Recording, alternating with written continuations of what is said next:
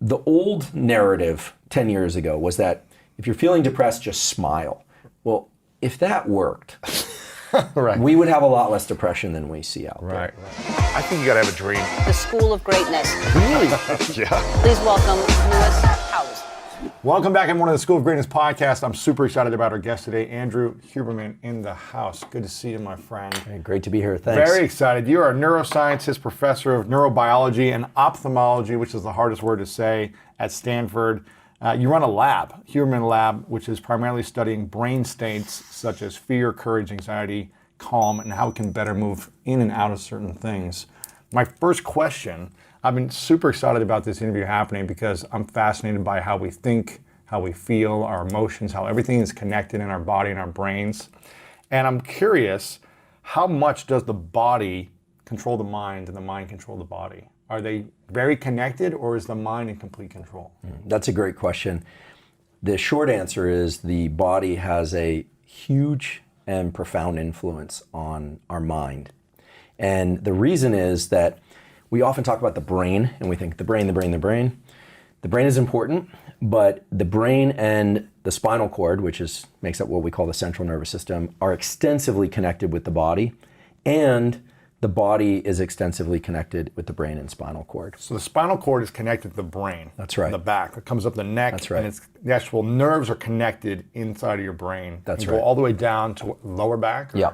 Yeah, so basically we are a big tube, or our nervous system is a big tube. So your brain obviously is the thing that's shaped like more or less like this, and then the spinal cord extends off the back, and all that is housed in skull, except for two pieces of the brain, which are the eyes, which are actually two pieces of the brain that are outside the skull. The eyes are a part of the brain. They are absolutely a part of the brain. They are central nervous system. So it's eyes, brain, and spinal cord. They're all connected. They're all connected. So if you took that out of the body, let's say, they would all be connected in some way. They're contiguous, as we say. They're just one unit. They're one piece. That's right. And when sometimes they get challenged, people say the eyes aren't part of the brain. And, well, then that means that the spinal cord is part of the brain too. And I want to be really clear. This is not semantics. There is a genetic program that ensures that early in development, during the first trimester, when we were all in our mother's bellies, the retinas, the neural retinas and eyes were deliberately pushed out of the skull. And the reason you have those eyes outside your skull is so that you can evaluate things at a great distance from you, right? Because otherwise everything would have to be in contact with you. Other animals do this mainly using smell. We are very visually driven. So a lot of our genome is devoted to vision and understanding what's going on at a distance from us. And that's afforded us a huge evolutionary advantage. To survive. To survive, because the more that I can anticipate events at a distance, the more that I can coordinate with my environment, like daytime and nighttime, but also when objects are coming at me, or things I want to chase and kill, or you think about mating behavior and hunter-gatherer behavior, all of that, evaluating faces and facial expressions without actually having to come into contact with people, afford a huge evolutionary advantage. But I want to make sure that I answer your question thoroughly. The nervous system includes the brain, which we now know includes the eyes as well, the spinal cord, and then what's called the peripheral nervous system, all the connections with the body. And every organ in our body, our heart, our diaphragm, our lungs, our spleen, our liver, all of it is as we say, innervated. It receives Connected nerve connections. To the brain? That's right, from the brain and spinal cord. So much so that if we were to just dissolve away everything except the nervous system, if we had a human nervous system splayed out here on the table in front of us, it would look like a human being. There would be a connection at every level down to, you'd be able to say that's the big toe, and that's the pinky, and that's where the heart would belong, because it's almost like a silhouette of our entire body. And so when we think about the nervous system, it's really important, I think, for people to understand that the nervous system is all of that, brain and body and all the connections back and forth. And there have been thousands of years of debates about what's the mind, what's the brain, et cetera, the mind-body problem, all that. I think it's fair to say in 2020 that states of mind include the brain, the activity of the brain, and the body. Those two things coordinate, the brain and the body, and have a sort of what I call a contract. There's a brain-body contract that gives rise to things like states of mind. So a feeling of depression or a feeling of awe or excitement or happiness. Which is a state of mind, is what I'm hearing you say. Yeah, I mean, we could talk about why. An emotional experience is a state of mind? That's right. Yeah. I prefer to talk about states and states of mind, because they include the brain and body. So just by saying mind, I don't mean just brain. They include the brain and body. And also because... So when you say, sorry to interrupt, but brain and body mean thought and feeling?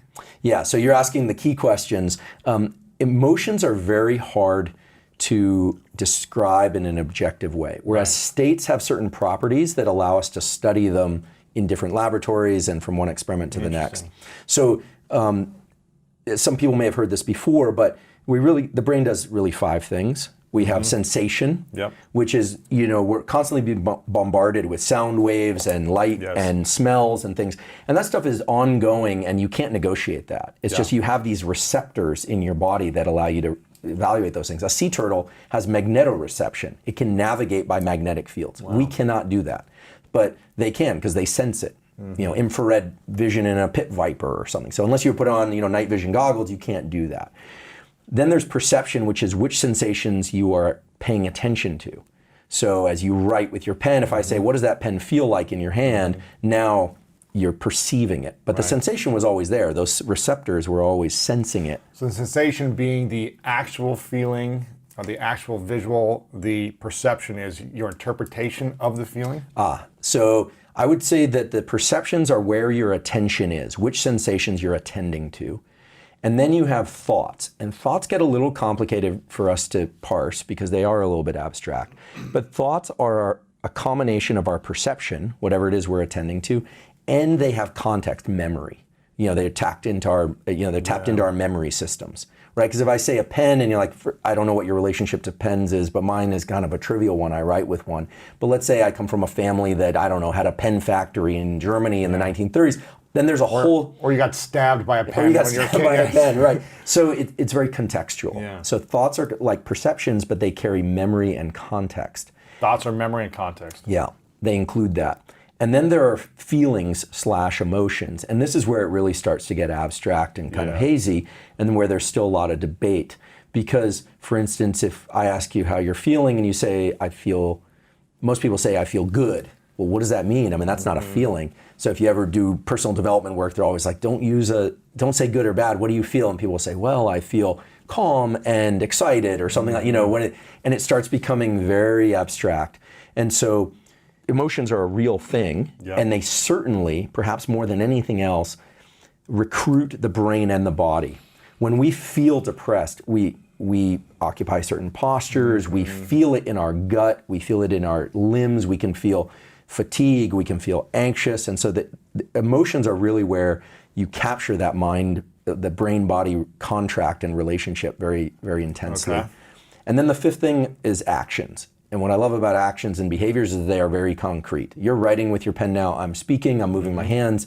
You can measure those things, you can analyze them, we know exactly what the neural pathways are. So we've got sensation, perception, emotions, and actions. Thoughts, yep. And then, of course, beneath all that, you've got memories, and people always like to raise intuition. They always say, what about that 6th thing, intuition? And we could talk about intuition, but the reason I like to talk about states and the reason we study states in my lab is that states have 2 properties that are easy to study somewhat compared to emotions. And that's how pervasive they are, meaning how long-lasting they are. States tend to have a beginning, a middle, and an end. Whereas emotions, it's sort of like they're more in combination. States are more like the primary colors from which you mix you get all the emotions. Yeah.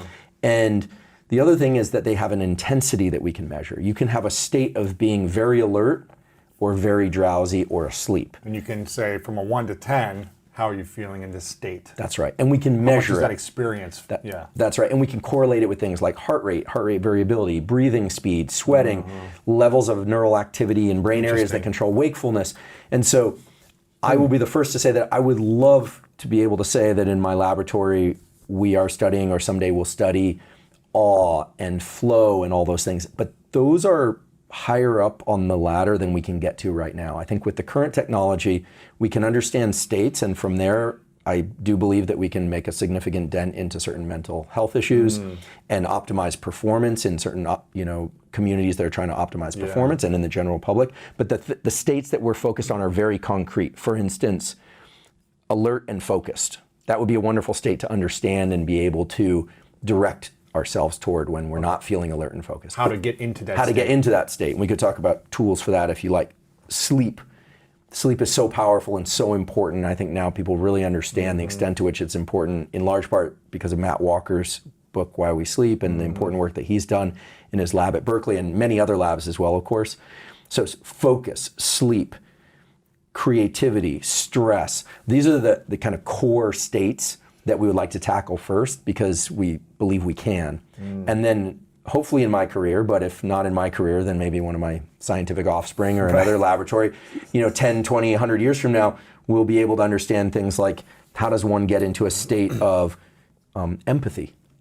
I mean, we could spend the whole hour talking about empathy, but it's hard and it's a fascinating topic and it's so important, but it's just very hard to understand at a neural level. So we're starting with the basics with the confidence that by understanding those basics, they will build up to richer representations and understanding of things like empathy someday. Yeah. Would you need to be studying the heart as well to understand empathy, or does it all come from the mind? It's a great question. So to understand any state, we believe that you have to study the brain and the spinal cord and the body. Wow. So in my lab, we talk about being neuroscientists. For me, that means we study the nervous system, the whole thing. So people who come into my laboratory, we put them into VR environments that simulate some experience. And I realize it's not as real as being in the actual experience in the real world, but you get enough presence, especially because it's very visually and auditorily rich in those environments. People get what's called presence. They forget that they're in a VR environment, at least for moments. And in that time, we're measuring heart rate variability, we're measuring sweating, we're measuring, in many cases, we also have electrodes lowered into their brain because we do this with neurosurgery patients. And so we have access to the brain, we have access to the body. And it's really by recording from all these areas of the brain and body that we can get a fuller understanding of what a state of, say, focus or stress or anxiety really is. If we were just looking in one little corner of the brain or just at the heart, we wouldn't be able to do that. And so that's a kind of a centerpiece of our lab, is that brain and body, the whole nervous system is the key. You got to look at all of it. With feelings, I want to talk about feelings and emotions for a second. Can a person make it so they never get depressed? They never react to their perception, their people's actions towards them, where they never get to a state of, I don't feel good, I'm feeling more depressed, I'm in a dark place now, I'm stuck in this place. Is there a way that we could ever defend ourselves against negative stressors and negative emotions? Or do we need them as well to have contrast in life? Well, there's sort of two views on this. I'll reveal mine after I explain the two views. One is that these states, I guess I'm automatically calling things like depression a state of mind and body. So when I say state of mind, I mean brain and body. Because your body is really feeling, it's like the brain is connected to the body. Right. And so if you're saying internally the thought of like, I'm depressed, or I don't feel good, or I'm sad, or I'm lonely, or I'm not good enough, the body's going to react. Is that what I'm understanding? Absolutely. Like the body's going to manifest what the mind is telling you. Absolutely. The thought, the idea, you're going to be like, I'm sad, I'm not good enough. You're going to shrink. Right. Is that right? That's right. I mean, there are really two forms of depression. Sometimes they're intermixed, but one is anxiety-associated depression. And you, if you've ever experienced it, or for anyone that's experienced it, they feel agitation in their body. And their mind races, but in their body. So the body is recruited. There are also depressive states that people feel very fatigued and exhausted. It's an overwhelm. And they also experience that in their body. The idea of getting out of bed in the morning is hard. Motivating to exercise, doing the sorts of things that we know are powerful for pushing back on depression. So the body is recruited. I think most people would say that depressive states are bad when they bring down the baseline on life. As a brief aside, anytime there's a question about mental health or addiction or trauma or anything, one could look at it and make up some argument of, well, evolutionarily, this makes sense, we all get depressed, but we have to be fair to the person experiencing it, of course, and have sensitivity that some behaviors will keep the baseline of our life steady, meaning job, relationships, etc., will continue as they are. Other activities will tend to improve the baseline on our life. Job, activities, relationship, etc., will improve. And then there's some things like heroin, which very quickly, we can predict that very quickly the baseline on life is going to creep down regardless of who that person is, right? So people say, can you get addicted to water? Well, maybe, but I have to drink a lot of water before the baseline of my life starts to go down. So it just feels uncomfortable. That's it's right. like, man, I'm so bloated Exactly. all day. So we tend to throw around things like addiction and depression a little loosely. So Yeah. I think that it's fair to say that depression is wired into us as a possible state that we could all fall into, but that it's very important, in my opinion, that humans have tools to remove themselves from that state, of course, to avoid tragedies like suicide, but also because when the baseline on someone's life goes down far enough, they find it increasingly hard to do the sorts of things that are going to get them out of depression. So you or I could say... So they stay in that state of depression because That's right. It's too hard to go work out. It's too hard to change my habit of eating healthier, so I'm going to stay... I'm going to keep eating ice cream, which is going to make my body, depressed. That's right. Right? If I That's keep right. eating bad foods, if I keep staying up till 4 a.m., if I keep staying in a toxic relationship, I'm going to feel depressed. That's right. And eventually, because of this very inseparable relationship between the brain and body, eventually what happens is that because the brain controls the body, but also the body can control the brain, people lose the ability to intervene in this depressive process. So you or I could say, look, if someone who's depressed, what they need to do is get up early, get some light in their eyes, get some movement. I know you put this information out there, which I love, because those tips are grounded in, they're not even tips, they're really tools. Yes. And they're very powerful because they're grounded in excellent science.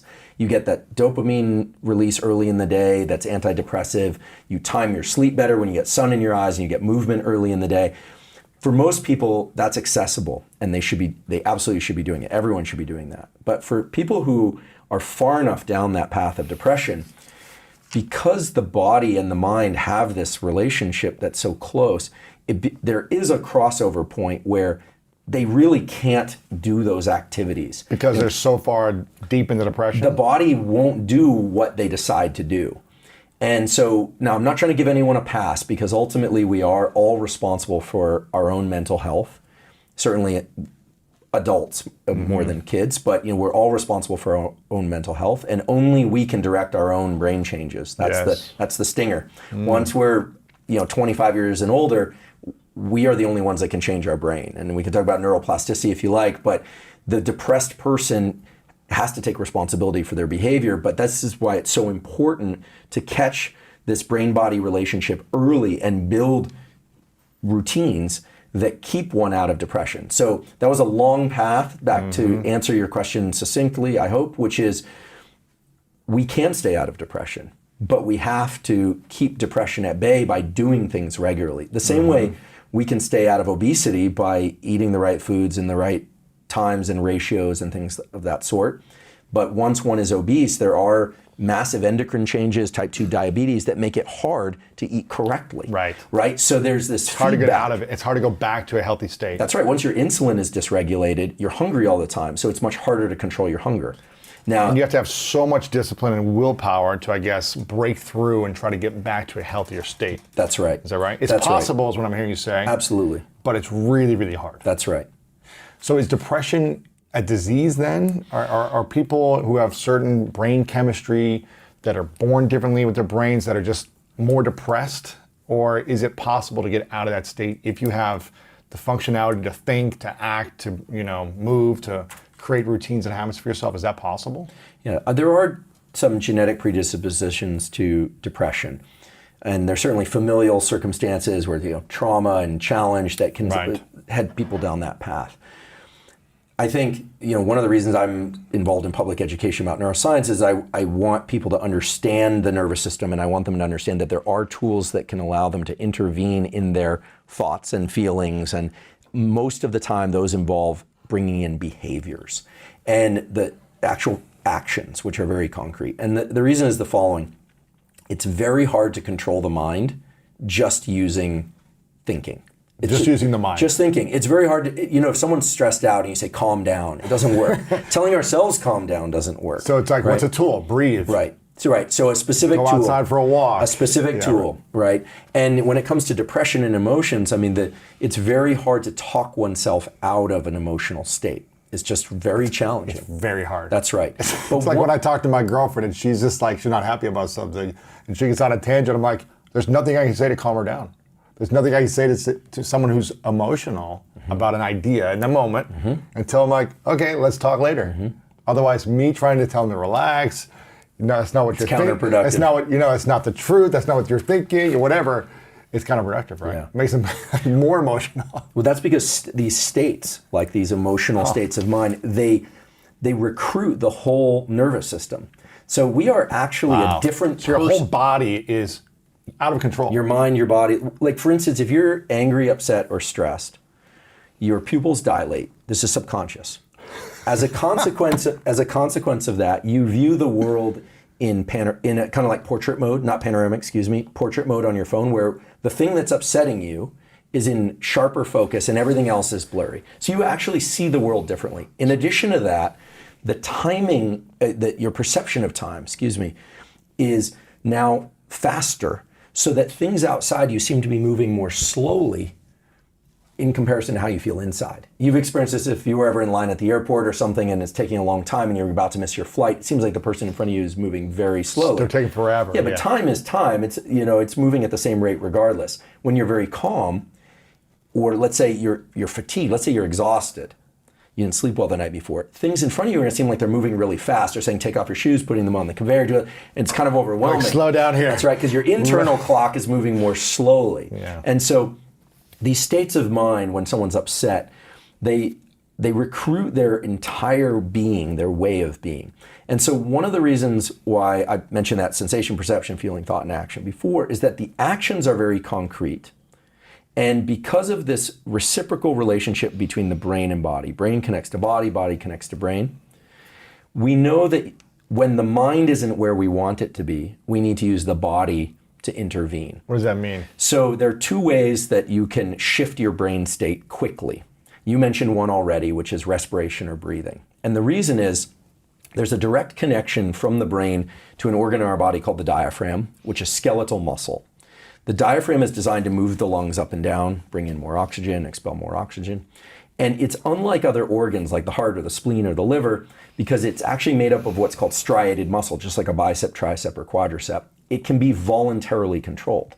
You can't voluntarily control your heart directly right now. Like you can't say speed up and speed it up. Slow down. Or slow it down. But you can slow down your breathing, and you can slow down the way you think about things, I'm assuming, or change your thought to something else to help you be more relaxed. That's right. So one of the reasons why breathing is such a powerful tool for shifting one's state is that A, it's always available for voluntary control. It's just right there.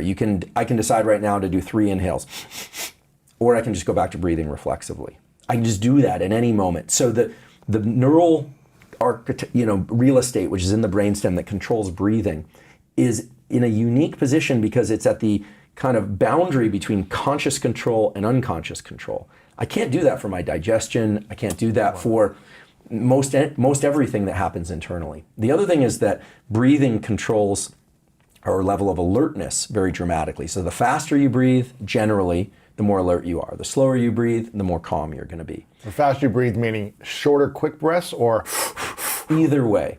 So if we were just to take a brief adventure through the neuroscience of breathing and how it relates to brain states, and there's some fun tools in here, so forgive me for this tangent, but you have 2 brain areas that are responsible for breathing. One is called, for the aficionados, the pre-Buttsinger complex. It was discovered by Jack Feldman at UCLA. It's named after a bottle of wine, so now people won't forget it. And it controls rhythmic breathing. So inhale, exhale, inhale, exhale. It's just rhythmic breathing. There's another brain area that controls breathing, which is near what's called the parafacial nucleus, which involves breathing anytime there are double inhales or double exhales or triple inhales. And you say, well, why would you have this second brain area for breathing? Well, it turns out when you're speaking or crying or coughing, you need to coordinate your breathing with your speaking. And that means sometimes you need to take multiple inhales or multiple exhales. And this is all happening very, very fast. You don't notice. But there's a very important discovery that was made a few years ago by Jack's lab and by a guy named Mark Krasno at Stanford, who discovered there's a set of neurons in your brainstem, my brainstem, everybody's brainstem, and every mammal's brainstem. It's a very small number of neurons that controls a specific pattern of breathing, which are called physiological sighs. So these are not just sighs where you go and exhale. These are sighs that involve doing 2 inhales and then an extended exhale. We all do this. You do this during sleep. Anytime carbon dioxide levels in your bloodstream get too high in order to get more oxygen into your system. People also do this if they've been crying or sobbing. They'll do this and then they'll exhale. So what's happening with these physiological sighs and why is this powerful? So your lungs are 2 big bags of air, but they actually are made up of a ton of little sacs of air called the alveoli of the lungs. When we are exercising or when we are sleeping or anytime we're doing anything, these little sacs of air eventually start to collapse. And what happens is carbon dioxide builds up in our system and we experience that as stress. We actually feel the impulse to breathe because carbon dioxide levels get too high. There are neurons that sense carbon dioxide. And then without realizing it, you do a double inhale and then exhale. Typically the inhales are done through the nose and the exhale is done through the mouth. So it looks like, and why the second inhale? Well, if you've ever tried to blow up a balloon for a kid at a kid's party or just blown up a balloon, you sometimes blow into that empty balloon. It doesn't go anywhere. So what do? You do 2 in, you do 2, you go, and then it pops open. So these double inhales pop open the alveoli of the lungs. They don't explode them, but they pop them open, which pulls carbon dioxide out of the bloodstream, brings oxygen, and then you offload carbon dioxide. So if you watch a dog right before it takes a nap or something, it often will do these. Now what's cool about these physiological sighs is from work in our lab, and that's still ongoing, I just want to say it's still ongoing, but work in other labs as well, double inhales followed by an extended exhale are the fastest way that I'm aware of to bring the mind and the body into a more relaxed state. Really? Yeah. The fastest way. So if I'm stressed, I'm overwhelmed, just do a 3 or 2? 2 inhales through the nose, and then exhale slow through the mouth. 1 to 3 of those repeated will bring your level of autonomic arousal down basically to baseline. What's the autonomic? It's called autonomic arousal? Sorry, what was it? Sorry. So the autonomic nervous system, it just means automatic. Yeah, it just means automatic. And it's a misnomer because as I'm describing, it's not all automatic. I'm sorry. So autonomic arousal is kind of your level of alertness or your level of calm. People sometimes call it sympathetic nervous system, parasympathetic. I avoid sympathetic, parasympathetic, because sympathetic sounds like sympathy, and then people think it means calm and nice, when it actually means stress and freaking Sympathetic out. Is stress. Exactly. The naming... Parasympathetic is non-stress. That's right. And those names have to do with the anatomy and the locations of the neurons involved in them. Sure. But I think for anyone that experiences anxiety from time to time, which is everybody, knowing that you can consciously take control over these neurons that control the ratio of carbon dioxide and oxygen in your lungs, et cetera. Even if you don't remember any of that, it's just 2 inhales through the nose. What you're trying to do is maximally inflate those little sacs in your lungs and then exhale long through the mouth because you're blowing off carbon dioxide. I heard you do does it matter the cadence? Because you did a long deep breath and then a shorter. Not so much. That's just your style. Yeah, you're just trying to fill those as big as you can. So the advice that we hear of take a deep breath or just exhale is sort of right, but it doesn't capture this neural circuit. So a lot of what my lab is focused on, because there's so many great labs and people doing great stuff in the breathwork community, Patrick McEwen, Brian McKenzie, there are all these incredible people doing this work, Wim Hof. Yeah. But my lab's been mainly focused on what is the neural machinery that controls these brain-body states. And the reason these physiological sighs work is partially because you offload carbon dioxide, you reinflate the lungs, so when the body has oxygen, it's happy. When it doesn't have oxygen, it gets stressed. But the other reason is the most direct and fastest connection between the brain and body for controlling your state of mind is what's called the phrenic nerve, P-H-R-E-N-I-C. The phrenic nerve connects these neurons that I'm referring to in these 2 brain centers that control breathing with the diaphragm. A lot of people get excited about the vagus nerve, and I'm not out to punish the vagus nerve or the veganistas, but the truth is the vagus nerve is a very slow system for calming the brain and body. It's called the rest and digest pathway. People are engaging their vagus all the time when they eat a big meal. When the stomach is distended, it sends a signal to the brain that, oh, I have enough food, it's time to rest and digest. But eating, first of all, if you're only using food as a way to control your stress, that's not a good habit. It's not a good habit. and you'll be depressed one day. That's right. People have learned long ago, thousands of years ago, that the best way to suppress a cortisol response is with carbohydrates because it blunts cortisol.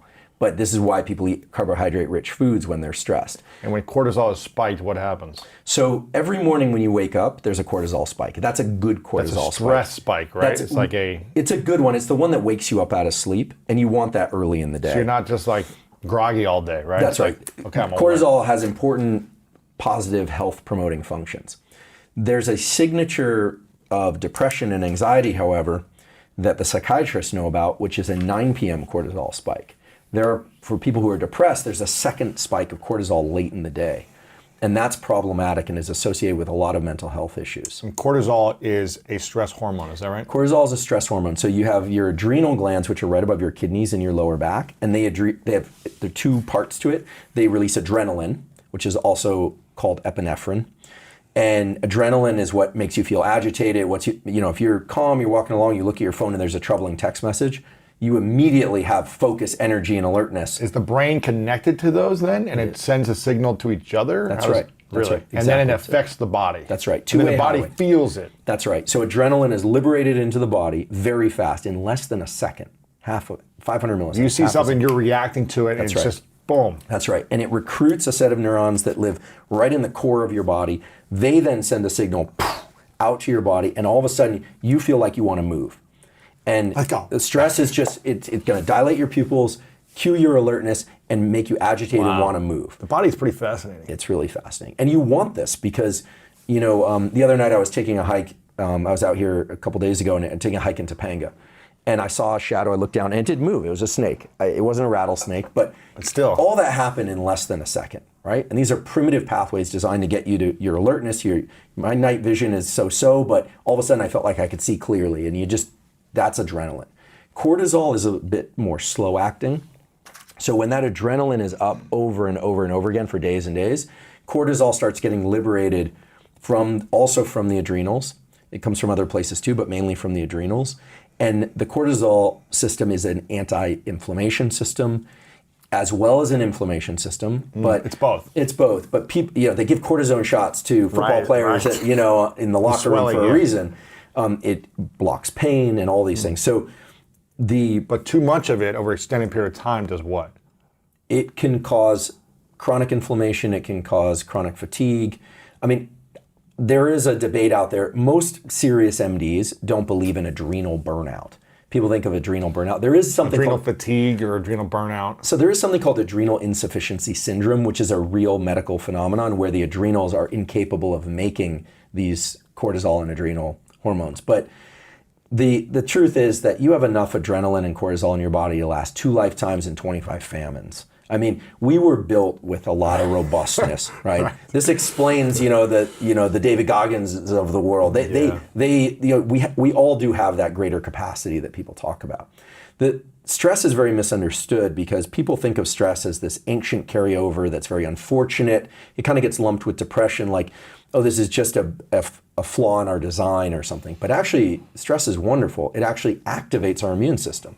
So anytime you liberate adrenaline into your bloodstream, you also protect yourself against infection of bacteria and viruses. Because if you think about it, if we had to gather food and we didn't have it, and we had to then pack up and migrate long distances, you can't afford to get sick. And this is why people who work, and then rest, they usually get sick when they finally stop and rest.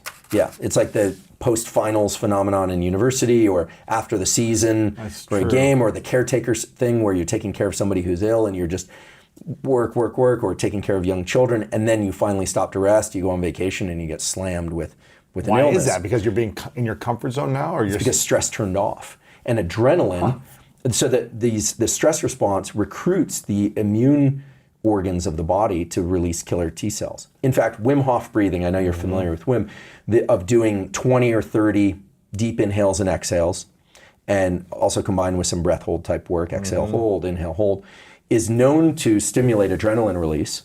And one of the better papers that's out there, scientific peer-reviewed papers, is a study published in the Proceedings of the National Academy of Sciences where they brought in 2 groups. One group did Wim Hof breathing.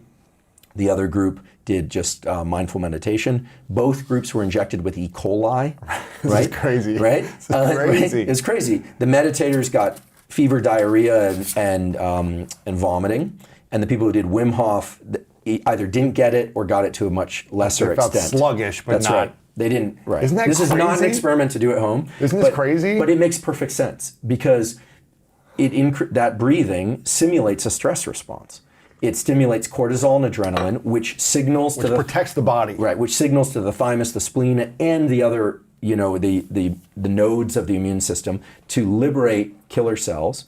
And so when that bacteria comes in, the system is ready for it. Your body is defending against viruses That's and right. disease, That's right. essentially. Going back to- When you create a routine of healthy stress. That's right. And we could talk about, we definitely you don't want stress on all the time. Sleep is really important, et cetera. But that stress response combats infection because it recruits immune cells. Now, I want to be really clear because there's been a lot of discussion about that study out there, most of which is totally wrong.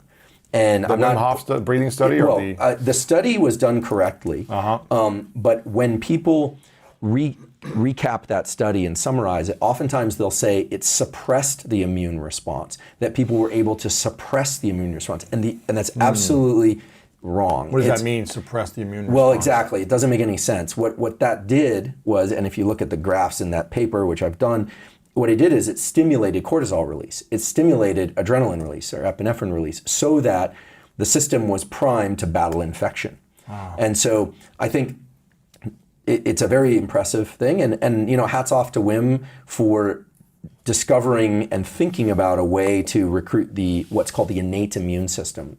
Before that study, it was thought that you couldn't really recruit the immune system in that way. Now, you don't have to do that breathing. You could if you like, but you don't have to do that breathing to recruit the immune response. What else could you do? A cold shower or an ice bath is another way to induce stress. Which is what he does too. Exactly. And so I think that, when you look at states of stress, cold water is one way to do it. The breathing that they do, that sort of Wim Hof breathing, is also classically called tumo breathing. It's kind of the opposite of the physiological sigh that I described, the double inhale exhale, because it's not designed to reduce stress. It's actually designed to increase your level of alertness. And it's interesting because a lot of people find great relief from stress by doing this tumo type Wim Hof intense breathing once a day. Now, the reason I suggest physiological sighs is they can be done in real time. You can get into the elevator and do a physiological sigh. You could also do tumo type breathing. In any moment you can do a... Right, exactly. Whereas the more intense forms of breathing are more of a practice that you do. Yeah. Might take 10, 20 minutes. Right. What they tend to do, and what cold showers and ice baths and things like that do, is they raise the ceiling on your stress threshold. And what I mean by that is throughout the day and throughout the year, we're confronted with different things. Right now, we're confronted with a lot of things. 2020 is the year of being confronted with stress of various kinds. The mind plays an important role in interpreting whether or not it's overwhelming or tolerable. So intense breathing like tumo breathing, or ice baths, or cold showers, or intense exercise like high intensity interval training type stuff, teaches the mind to be comfortable in these higher stress states, where, in other words, it teaches people to be comfortable when they have a lot of adrenaline in their body. This is basically stress inoculation.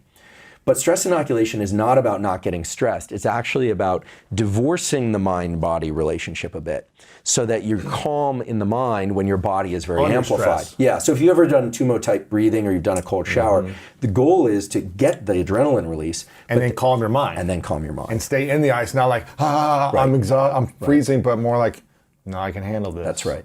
That's right. And have power over your thoughts and your mind, so that you can have more control of your body. Obviously, you're going to feel cold. Right. But if you can, does the mind have 100% power over what the body feels? No. But it doesn't mean that it doesn't have a significant control over it. Say I feel cold in ice, right? I'm in ice, it's 30 degrees. Right. Can I control my mind to say, you know what, this is actually a hot tub, and you feel warm, and you're feeling hot right now? Or is it too much physiological barriers to break through that? To some extent, you can. So I think the question that you're asking is a very important one. It's actually the question, which is, to what extent does our subjective narrative, the story we tell ourselves, actually mean something for the body? And to what extent does the body actually means something for the subjective narrative. So this gets into some areas of work that we're doing now, and so I do want to highlight that it's ongoing work. But I think, the old narrative, meaning 10 years ago, was that if you're feeling depressed, just smile. Well, if that worked, Right. we would have a lot less depression than we see out there. Right. Now, that does not mean... Most people actually who are depressed just aren't smiling as well. Like, when you change your physiology, doesn't it also start to change the way you think about yourself a little bit? The reason I call it a brain-body contract early on is that the brain and the body are constantly in dialogue. So, the idea that when we're depressed, we tend to be in more defensive type postures. When we're feeling good, we tend to be in more like relaxed and extended postures. All true.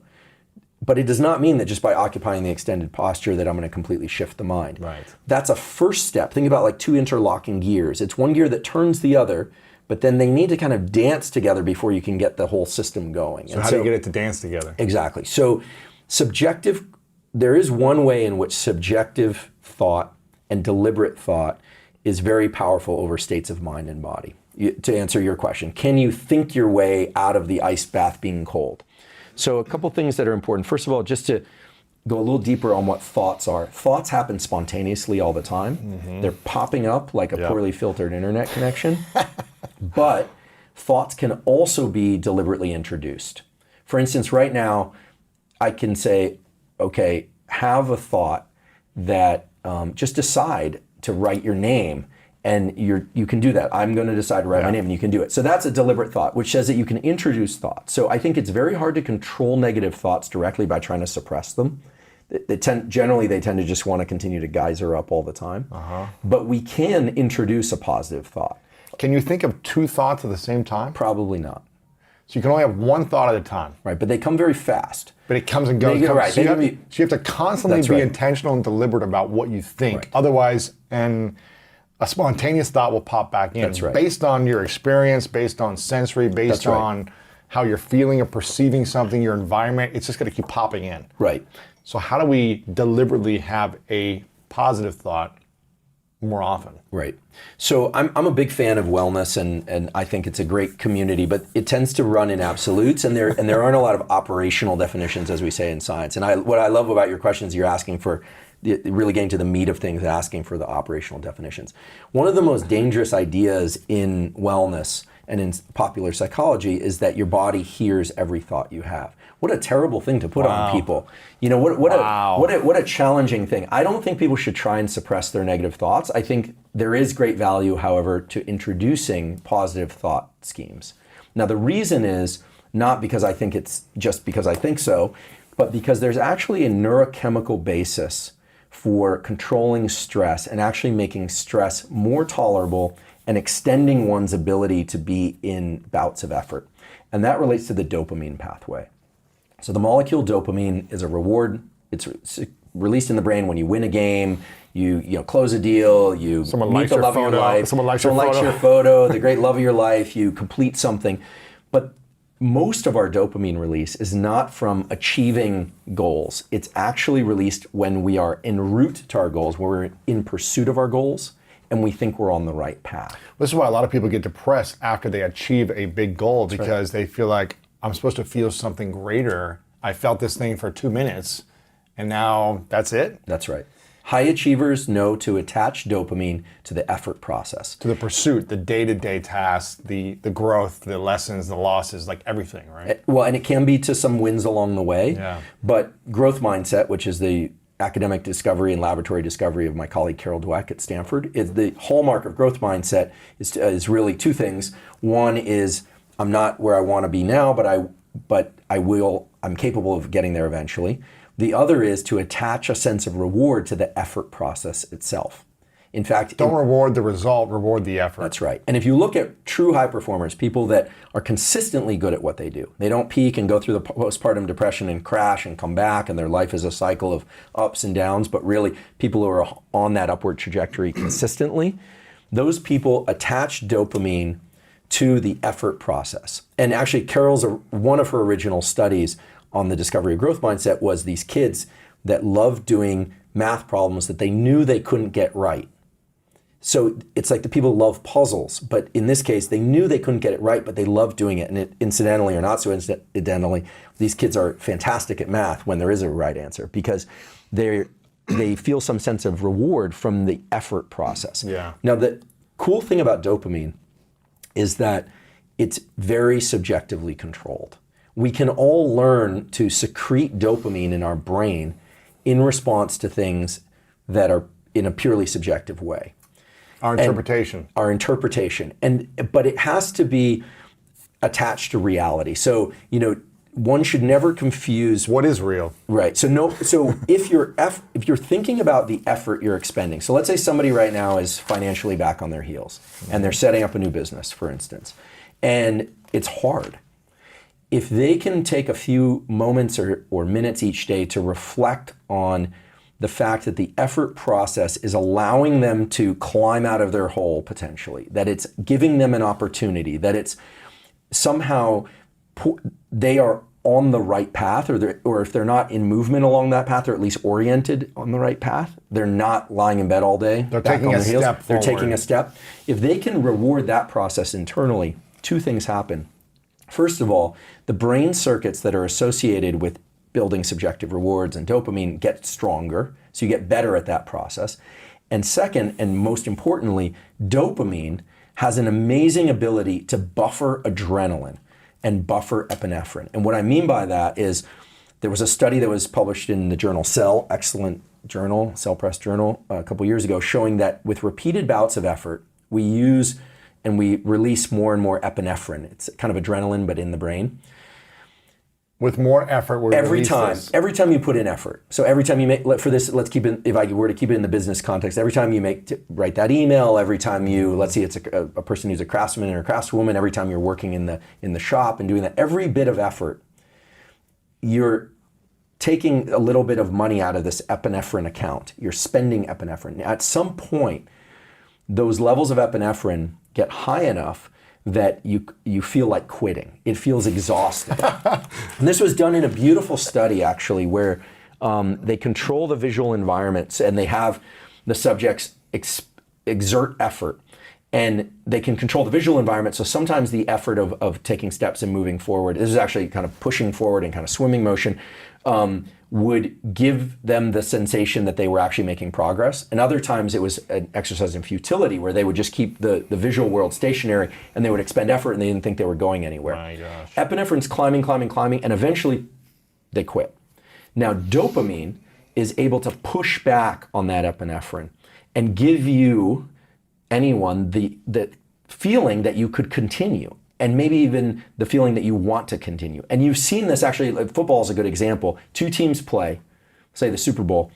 Both teams are max effort the entire time. Yeah. Max effort. The team that wins, suddenly, in a moment, has the energy to jump all over the place, party for days. They can talk, I mean, they have were exhausted energy. right before That's right. then. Well, that wasn't glycogen or stored energy of any kind, except it was neural energy. And what happened was, effort is this adrenaline.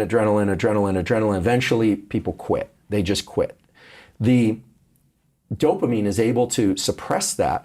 And so then you're expending effort, but you're doing it from a place of feeling like you have energy for it. So we need dopamine to keep the effort going. Is that what I'm hearing you say? That's right. Dopamine is not just about reward. It's one of the biggest misconceptions. Dopamine is about motivation and drive. It's like a jet that propels you along a path. So how do we get more dopamine? You practice subjectively releasing dopamine in your mind. Like how? Okay, so that's a great question. First of all, there are ways you can get more dopamine release through thoughts or through drugs or through supplements. I want to be really clear. There is a drug, there are two drugs actually, that will cause massive release of dopamine. They're called cocaine and methamphetamine. The problem That's what is, gets us addicted because it feels so good. the problem is cocaine and methamphetamine stimulate so much dopamine release that the drug becomes the only source. It becomes the goal Of and the joy. path. It becomes the path and the destination.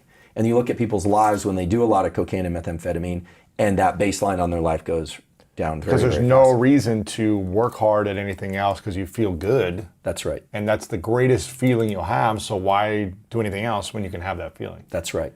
And if you think about, remember these neurochemical systems, adrenaline, cortisol, dopamine, epinephrine, they weren't designed to keep us safe from tigers and to hunt and gather or to build Fortune 500 companies.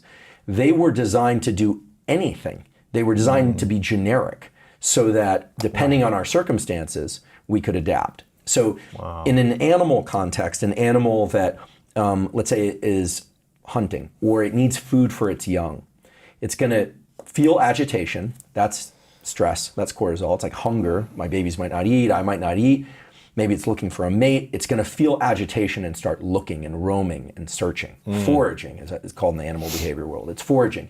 At some point, it might catch a smell of something, a potential mate or berries or a stream if it's thirsty. At that moment, dopamine is released, and now it has energy to continue along that path. Whereas there's a specific pathway in the brain that's involved in depression and disappointment, that if it goes to that place and it turns out it was the wrong path, there's a signal that actually suppresses dopamine so that you don't repeat that mistake again. So you don't give up. That's right. You just don't repeat it again. That's right. And those events that... So it reminds you, like, that's not the path to go down. That's right. Interesting. And we're sort of veering towards neuroplasticity here, which is the brain's ability to change itself in response to experience. Dopamine is one of the strongest triggers of neuroplasticity because it says those actions led to success previously. You're going to repeat those. Don't do those. Those actions led to failure previously, and don't repeat those. So dopamine triggers us to stay on the right path. That's right. So you asked, how do you do this? So to really make it concrete. And is there such thing as too much dopamine? Well, if you're not on drugs? So cocaine and amphetamine are bad because they lower the baseline on life. They make people very focused on things outside of themselves. That's the other thing that dopamine does. It can be positive or negative. But when we have dopamine in our system, we tend to be outward facing and in pursuit of things in our environment. You can look at somebody on cocaine and realize that that's the extreme version of that. But I love social media for the reason that you see the molecules in the memes. So it's like, get after it. What do sharks do on Monday? Or I can't remember the specific things. Or then they're sometimes it's just time to chill. Well, that's a different molecule. That's serotonin, right? And then dopamine is the get after it molecule. And epinephrine is effort. So if we were going to break this down really concrete, we'd say adrenaline and epinephrine are about effort. Just effort with no subjective label on them, good or bad. Effort, whether or not it's stress or you're pursuing something you want to do, it's exerting effort. Dopamine is about reward, but more so about motivation and pursuit of rewards. And then we'll get to it in a little bit, but serotonin is a different source of reward, but it comes from more relaxed states and it resets the whole system, and it's associated with things like sleep and gratitude and meditation, and especially gratitude. And then just, I guess, to round this out, the cortisol system is more of a longer term stress. Yeah.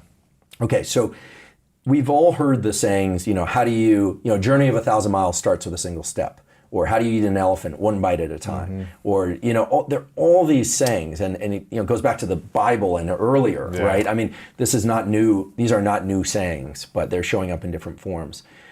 What's lost in those short descriptions, however, is that every step is not equivalent. If it were just that a journey of 1,000 miles starts with a single step, everyone would pursue their goals. Everyone would push back against adversity. You can read the inspirational stories as many times as one needs, and I do think inspirational stories are of very high value. In fact, I think they're vicarious dopamine. I think they give us the sense that we could, which then orients us to the world again. So maybe it's possible for me. That's right. So let's say, let's take the example of somebody who's... but just to finish that story of, it's not about just taking a single step and one step at a time. Is it because there's adversities every 10 steps you go, and so it's harder and harder? So it's not just it's just very nonlinear. Yeah. It's some days go, I know this from my scientific career, it's, some days it's easy, some days it's hard, it's all over the place, right? So I think the thing to remember is that dopamine is this incredibly powerful molecule that allows us to buffer the effort process. It allows us to be in effort longer and it allows us to actually eventually enjoy the process of effort. And not think about the reward, but just say, oh, I'm enjoying the process. Right. Well, you just described the first step. The first step in learning to attach dopamine to the effort process, which is the key operation in order to succeed, is to be very careful about how much you focus on the end goal. Keeping the goal in mind is important for like a proper orientation. You have to know the ultimate destination. But if at any point we were to evaluate our progress relative to that end goal, or if we don't know what the end goal is, there's a huge gap there, and it can feel overwhelming. And depressing, and I'm not good enough, That's and right. I should just give up. What am I doing this for? That's right. And those thoughts will affect us. And they're very realistic, right? Yeah. I mean, as Carol will say, and other people have said in the psychology field, positive self-talk, oftentimes, unless you do it correctly, you're badly wrong.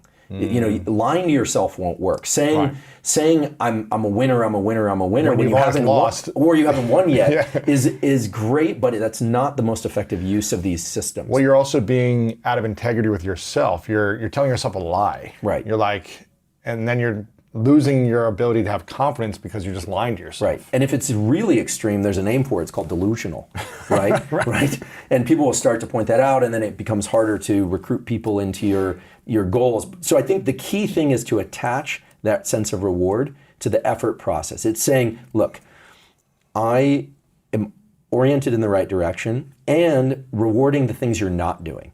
I'm not back on my heels. I'm not just staying, in bed in the morning.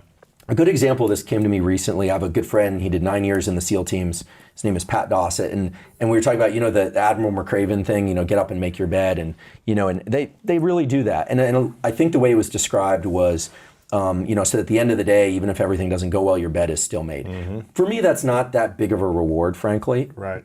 So I said that, and I love it though. I make my bed. I definitely make my bed in the morning. But I mean, going back and seeing that at the end of a hard day. Mm-hmm.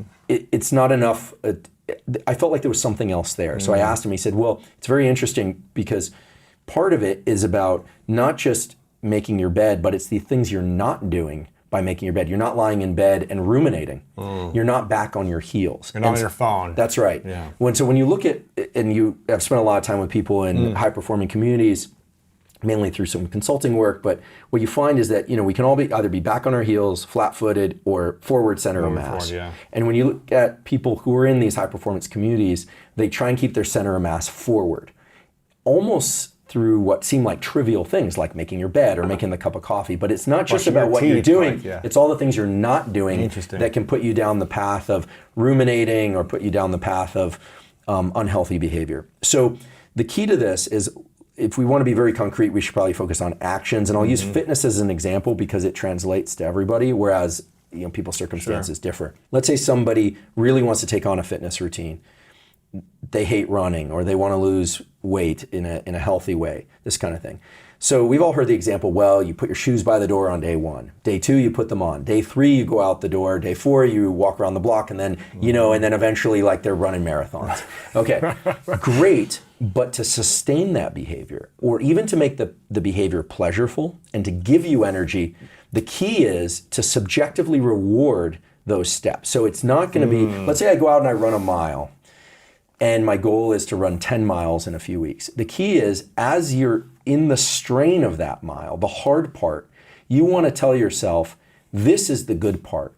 This is the part that gives me energy. And I'll be very surprised if people don't actually feel like they could continue further. So it's a journey of 1,000 miles is made up of single steps.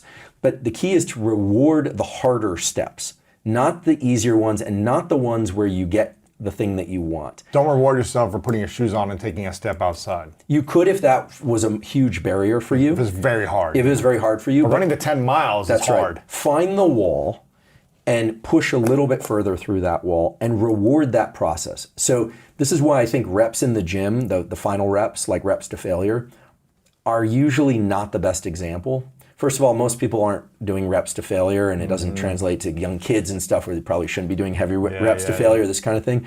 What you want, however, is if you're going to go there, to think about this is the hard part, because that's when adrenaline, norepinephrine are getting maxed out, and that's when you have an opportunity to bring dopamine in and teach those neural pathways to slam that back down.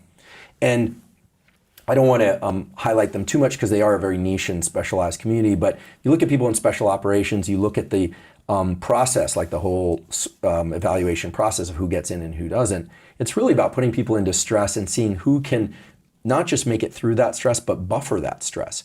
Reward the process through teamwork, reward the process of stress through some internal dialogue that has everything to do with not being back on your heels, not being flat-footed, but center of mass forward. And I should also be clear, I'm not talking about everybody being super aggro and always like, work. Yeah. In fact, if you're spending too much epinephrine, if you're too much of an adrenaline junkie, you will burn out eventually. Unless you can find ways to recover yourself or to buffer that with dopamine. And the recovery process is especially important. There's a second reward system.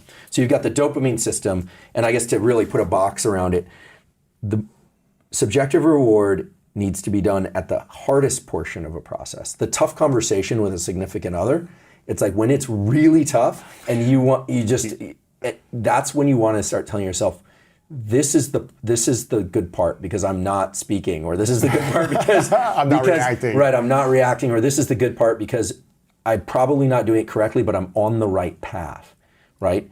They're upset, they're not feeling your empathy, this kind of thing, or you're not really understanding what's going on, you're getting frustrated. But if you tell yourself, this is the neural pathway getting ground in there, like really dialed in, so that the next time I'm going to breeze right past this. Yeah. That's really how the process works. Because remember, no one comes along and drips dopamine in your ear, even if you get $1 billion, or you win a Nobel Prize, or you win the presidency. It's all internal. These neurochemicals are all internal. And while some of them are designed to be released in response to things very reflexively, like food, sex, sleep, all these things will trigger these neurochemicals. We have this big forebrain which allows us to place subjective context on things. How do you do it then? How do you bring dopamine in your brain subjectively through daily conversation with yourself? So there's a process I'm going through right now where I'm trying to write a book, and it's hard.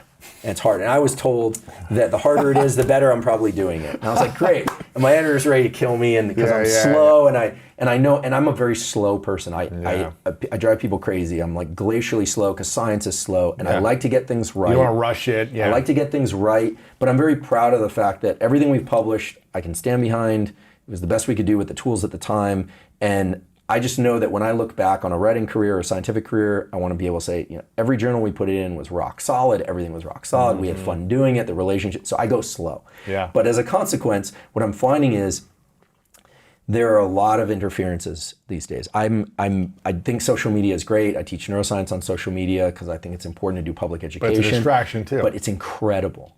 And it's incredible how much time and energy it can take. So what I've started doing now is I turn off my phone and I lock it in a safe. And I experience extreme anxiety. Right? It's so weird. Why is that? Is it because it gives you so much dopamine that when you're not having it? Well, this is scary because I actually think, brief anecdote, on the weekend I was driving, there's a kid that I mentor, and I picked up my phone and I was texting while I was driving. And he said to me, this is really embarrassing for me, he said, I wish you wouldn't text while you drive. And I put it down and I realized, this is crazy. I know that my life and his life is far more important, and the lives of the people around me are far more important than any text message, which means I wasn't doing it rationally. It's just pure reflex at this point. So I don't think I pick up the phone because I don't even know what I'm looking for there anymore. It's just become reflexive. Wow. So for me lately, the longer I can keep that phone in a safe and write a grant or this book, what I tell myself is the agitation is good. At least I'm not doing that. And then I find that as I start to write and I get into the process, I start feeling good about it, and I'll pause and say, okay, I have control. I have ultimate control over my behavior. I can put that thing away. There might be a nuclear war out there, and I'm just doing this anyway. I have control over my thoughts, my feelings, and behavior. So I tell myself that, and then I find I have immense energy, and all I want to do is write. And I kind of tunnel into the process. Wow.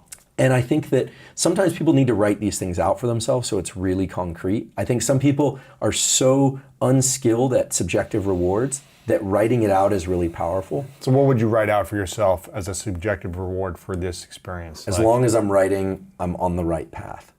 as long as I'm not writing and I'm looking at my phone, I'm not on the right path. Because for me, the 2 or 3 things that are most important for my career are writing grants, working on this book manuscript, and writing scientific manuscripts. I mean, there are other things as well. And anything else that you're not doing is holding you back from doing that. That's right. So you need to be focused, center mass forward on doing those things. That's right. So I don't do any jumping around, power poses, things like that.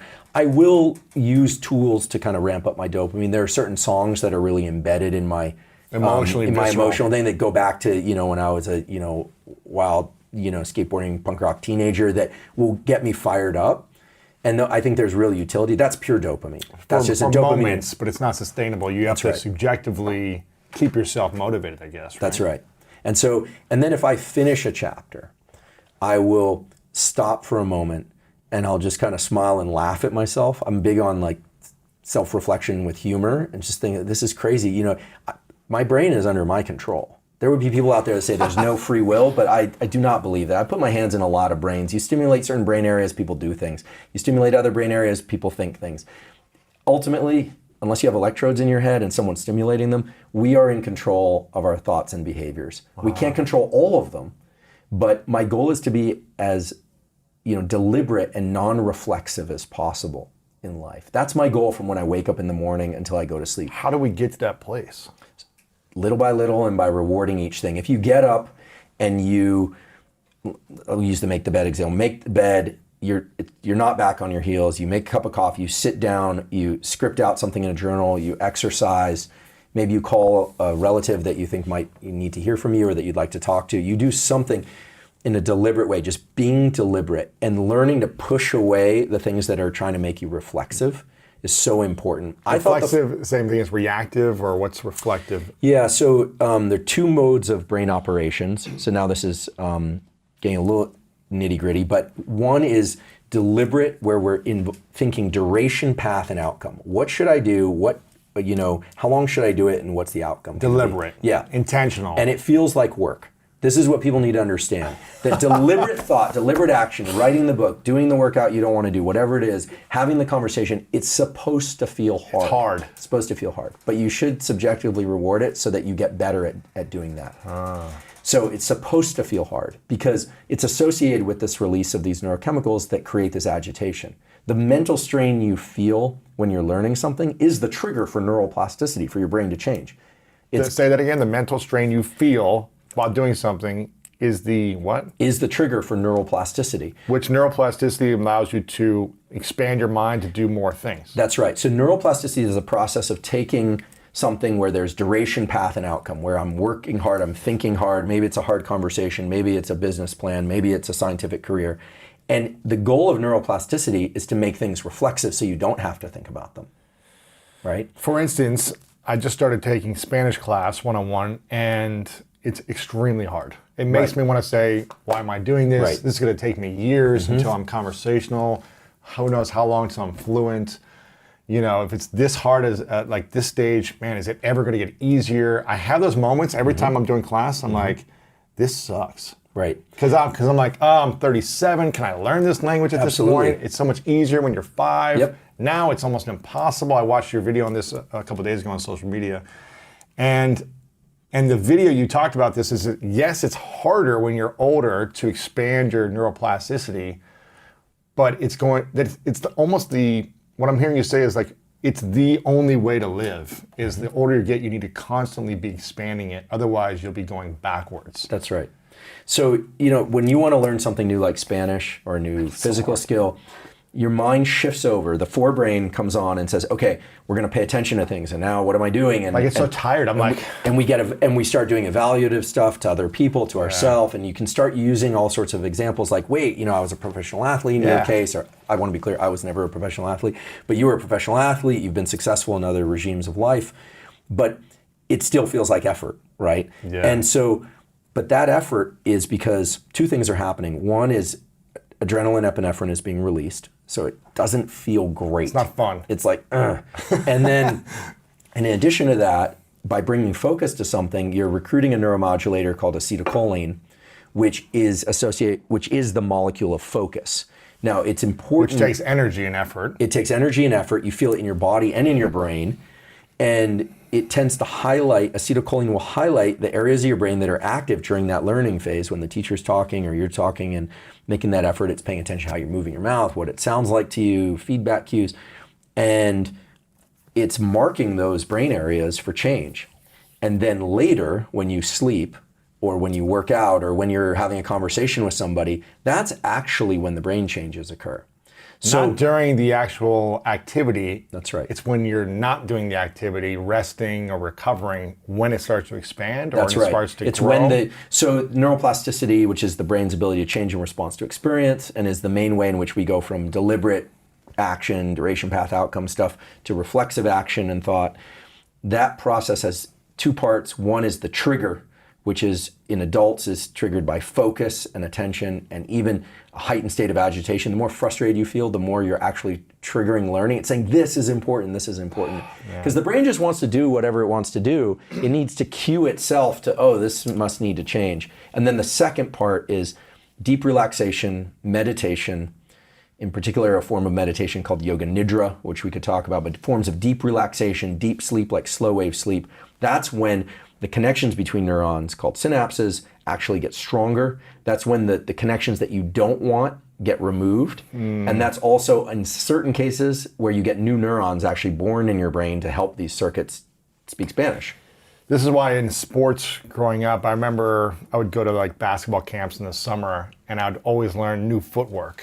And I always just wanted to be like the fancy guy doing like whatever, finger roll layups or something as a kid. But then we would go to these basketball camps and we'd just work on the fundamentals and the footwork and like all this different stuff. And I remember being in the moment and being very frustrating and challenging. I was like, I don't get this. And I would suck at it. But then the next day I would come back and I would all of a sudden like have it after a few times of doing it.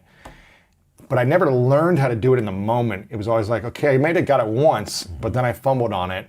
It was the next day or the next few days where it's like, oh, I can do this. It just shows up. It shows up. It just shows up. And that's because when the mind is able to relax, it's then making the connections on how to do that thing.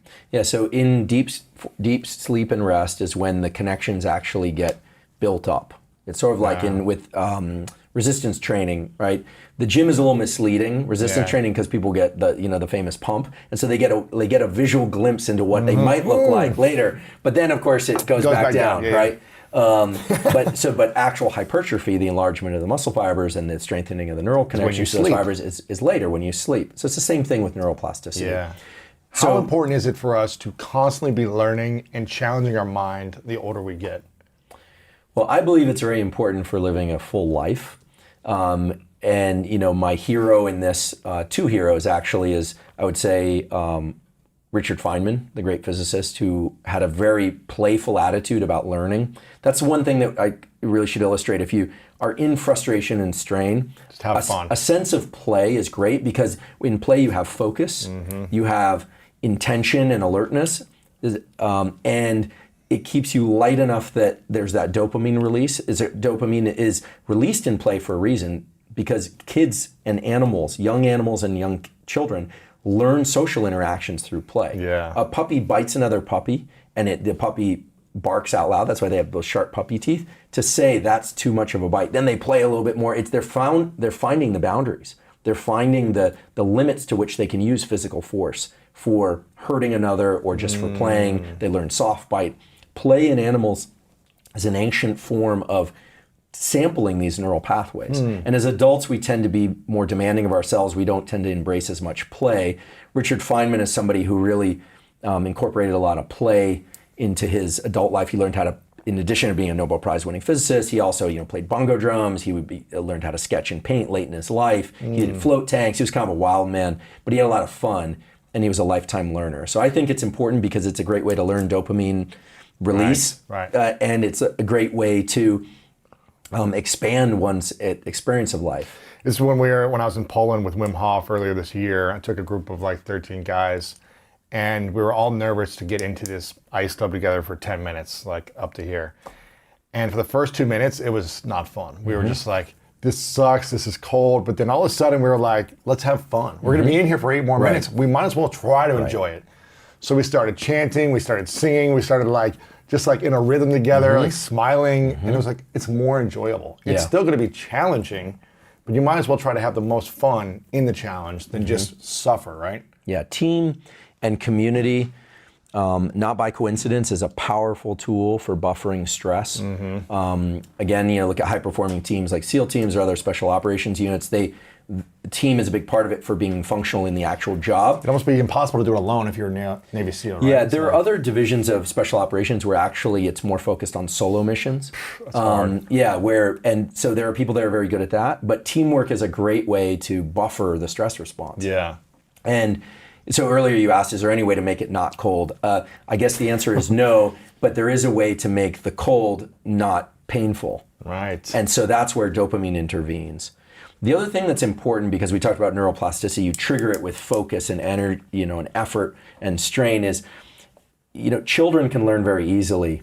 Their brain is hyperplastic, and very quickly the whole job of the young brain is to take things that it's taught and very quickly pass it over to reflex, including right. morals So and beliefs. And automatic. and this is what's scary, is also, the things that kids hear and they believe and they're exposed to, those beliefs become reflexive.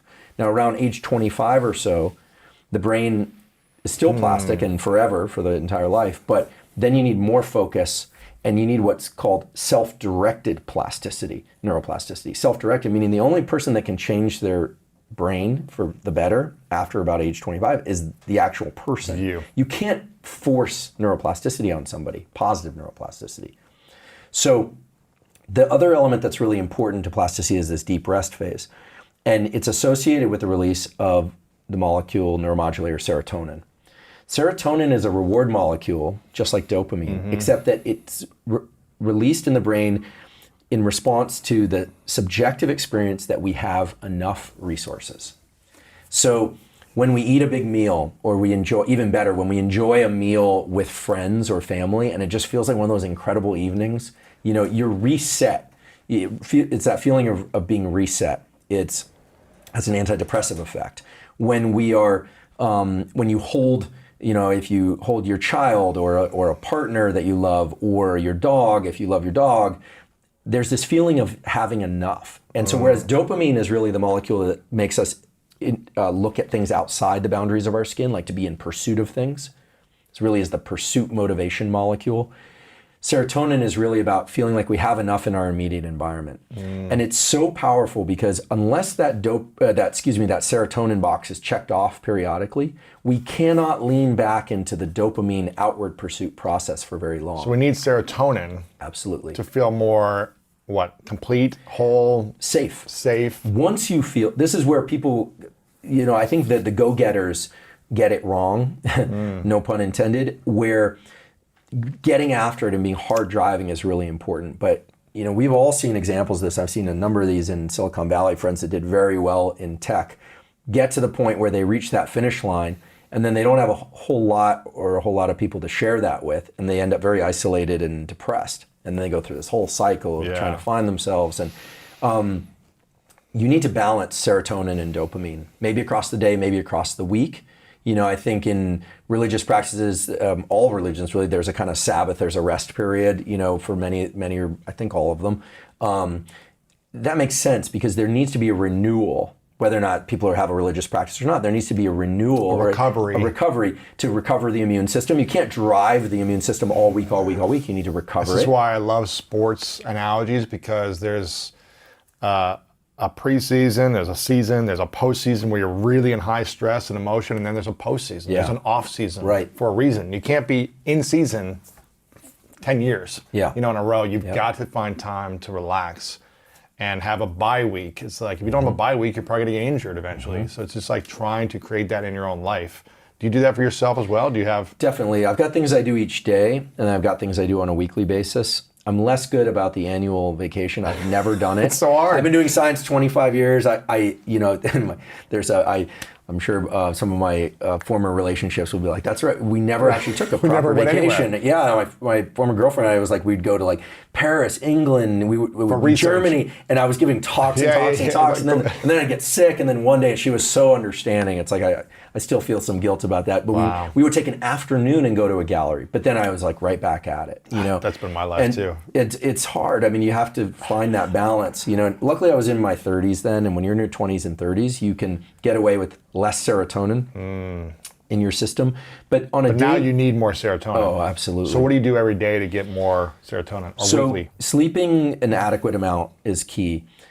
The practice that served me the best has not been a meditative practice. There are two practices. One is called yoga nidra, which doesn't involve any movement. It literally means yoga sleep. This was introduced to me about 5 years ago. Just laying on your back? You listen to a script, there are a lot of scripts on YouTube, and it teaches you there's some breathing involved, but it's really a body scan. You learn to go into deep relaxation. Yes. I do this once or twice a day. If I wake up and I haven't had enough sleep, I do it first thing.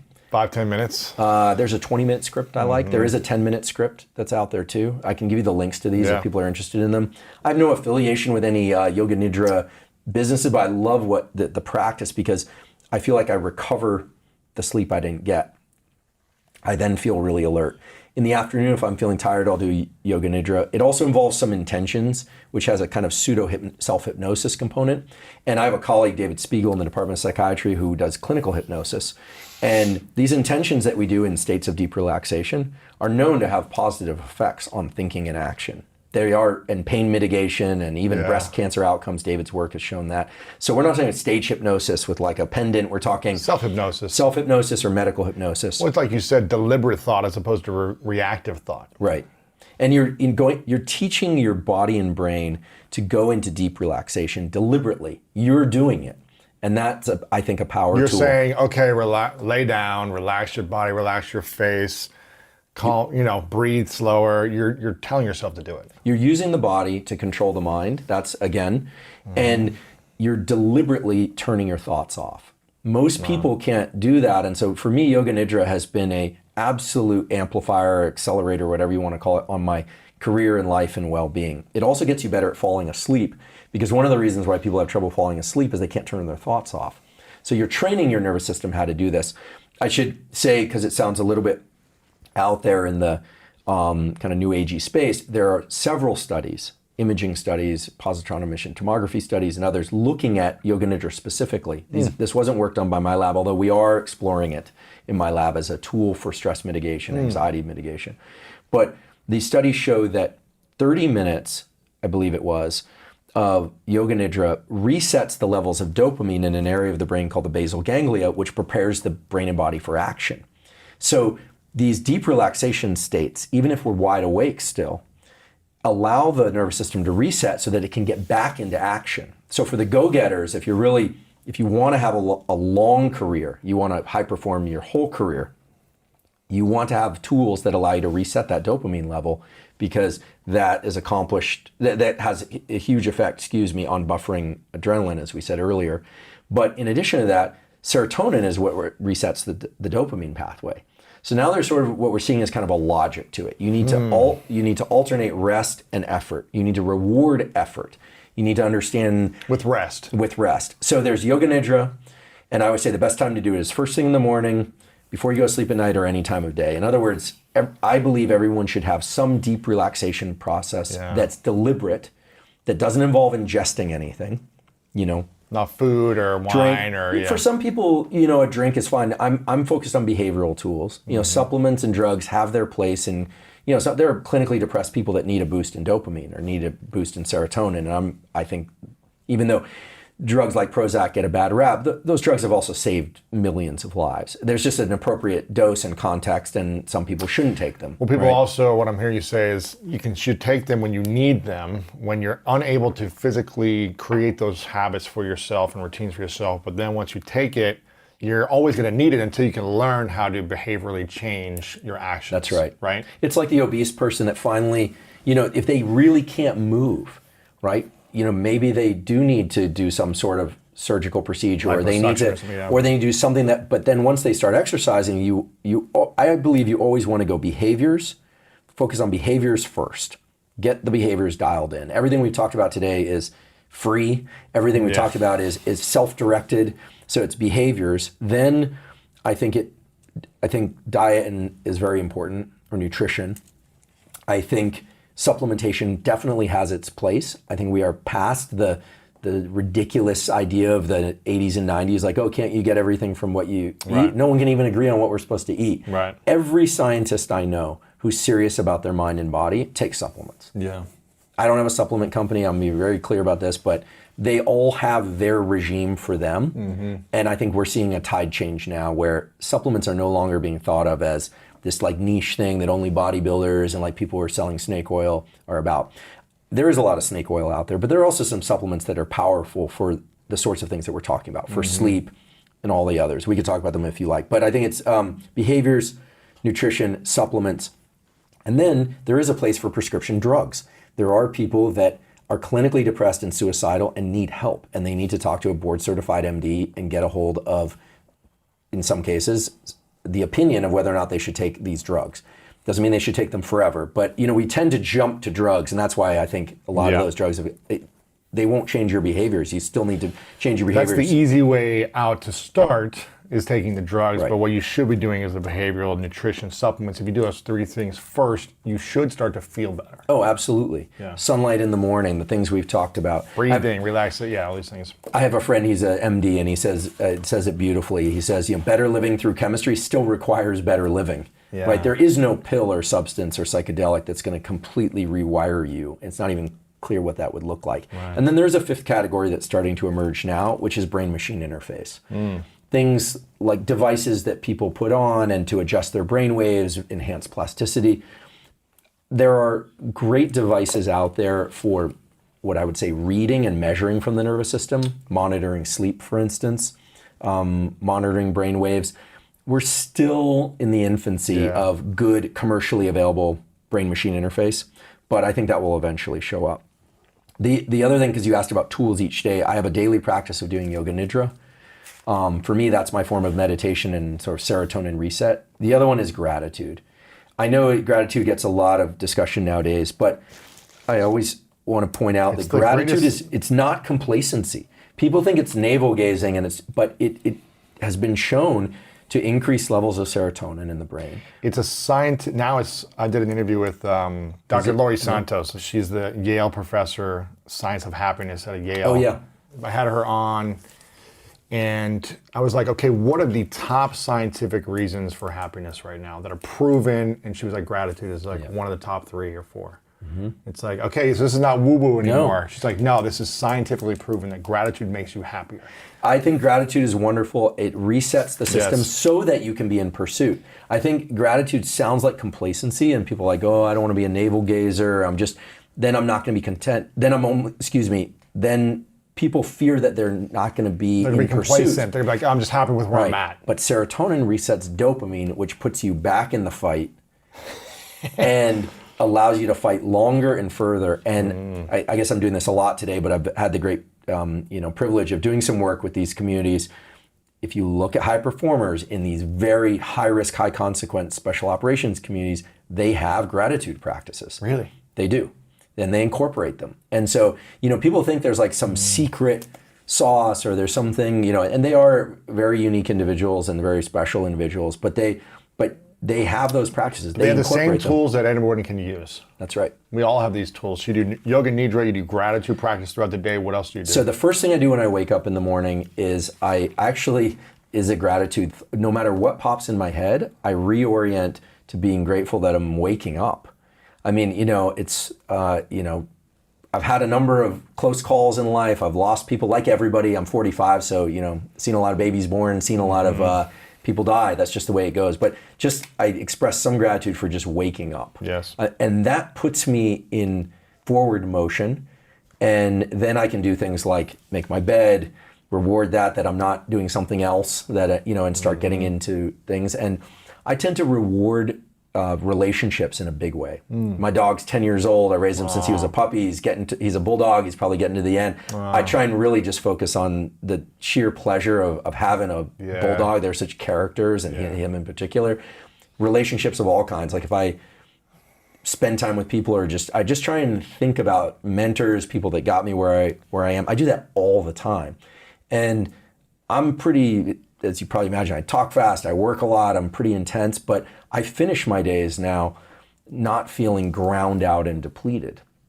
Doesn't mean I'm grateful for every opportunity or everything that comes my way. I have to be conscious of it, but I think a deliberate practice that of relishing or enjoying what we have is so powerful, and not just going through the motions. If we're not enjoying it and we're just waiting for the end result, we're going to be unhappy. Well, absolutely, and there's something called dopamine reward prediction error, where people work, or they expect something to be great.